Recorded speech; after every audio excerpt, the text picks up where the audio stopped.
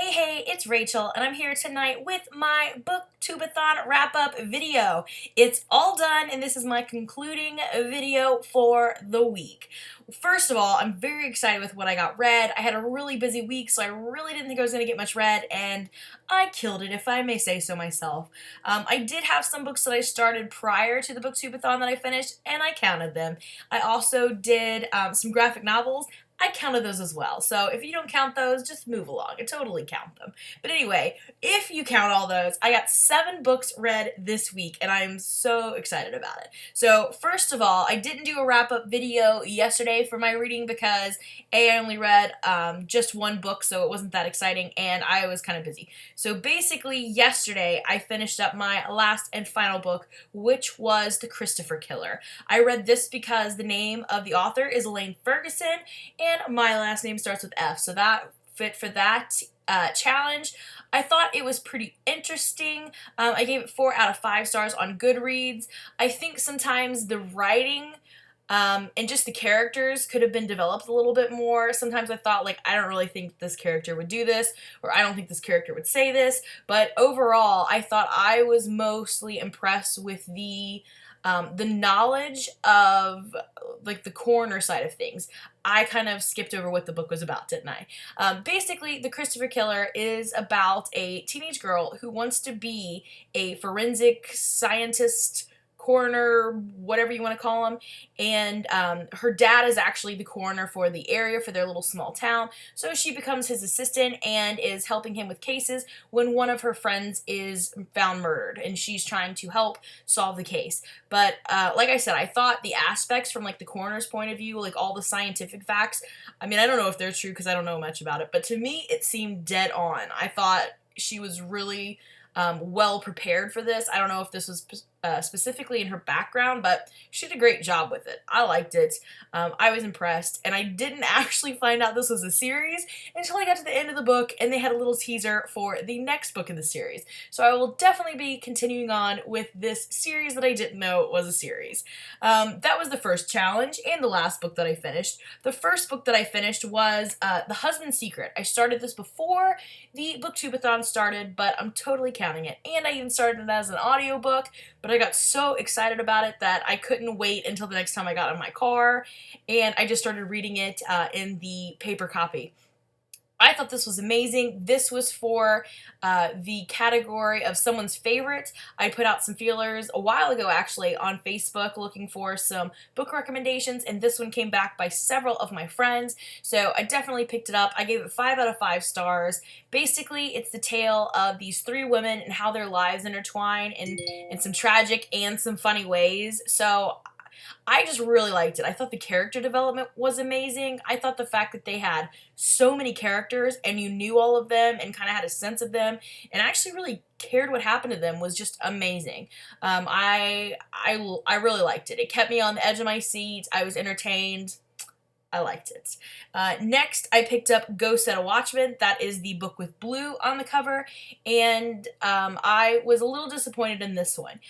This was by Harper Lee, and this is, the way I understand it, basically like the rough draft for To Kill a Mockingbird. The way I understand it is she originally wrote Go Set a Watchman. She sent it to the publisher. They sent back and asked her to write it from Scout, the main character's perspective as a child instead of as an adult.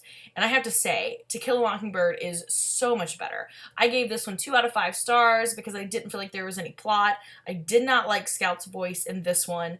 However, I really enjoyed being able to see the process of going from this kind of rough draft idea of Go Set a Watchman to what we ended up with To Kill a Mockingbird. So for that purpose alone, I thought it was kind of interesting and a valid choice of reading, but not my favorite, especially when you've already read To Kill a Mockingbird. It's just, I feel like it was such a letdown for me.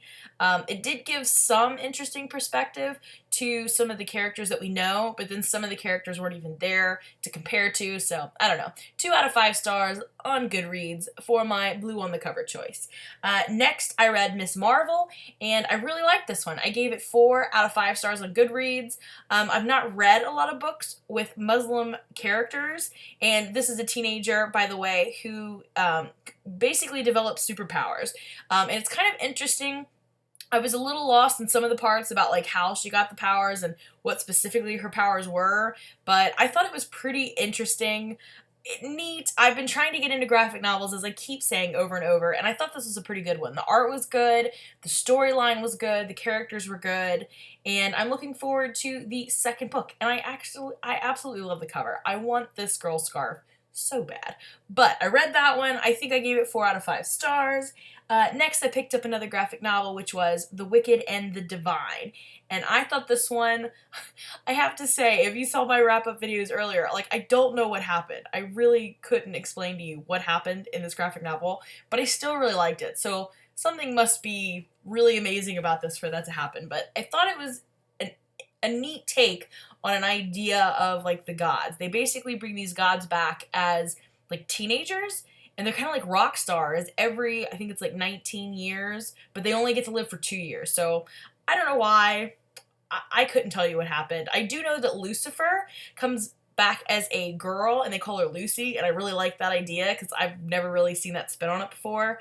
But I definitely want to check out another one and see if maybe it makes more sense, if some of the dots are connected, or if I'm just crazy. But I gave this one, I think, either 3 or 4 out of 5 stars on Goodreads. Next, I picked up by the way, Wicked and Divine was for the challenge of one I really wanted to read. I'd heard great things, wanted to read it. The next one was Lover's Dictionary.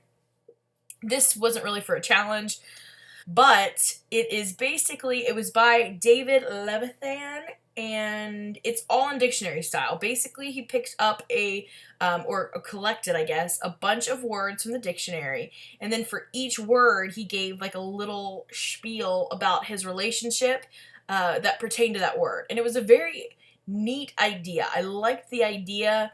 I wasn't sold 100% on the story he was telling with it, but I loved that concept. What a neat, cool concept. And I did like it. I read it pretty quickly, and I'm glad I read it, but it probably wasn't my favorite that I read for Booktubeathon. I think I gave it 3 out of 5 stars on Goodreads. And let's see, The Christopher Killer, we talked about, that was for the letter F. The Lumberjanes, this is the book I read in one sitting. I think I also read Miss Marvel in one sitting, and I don't think I said that. I liked Lumberjanes. I didn't like it as much as I hoped to. I think I'm going to get the next one just to kind of see. I said I wasn't going to, but I think I am, because, I don't know, maybe I was too quick to judge. We'll see. It basically follows these girls who are, I don't know, adventurers, I guess, but they don't really seem that adventurous in the book because they keep getting into trouble and they're all scared all the time.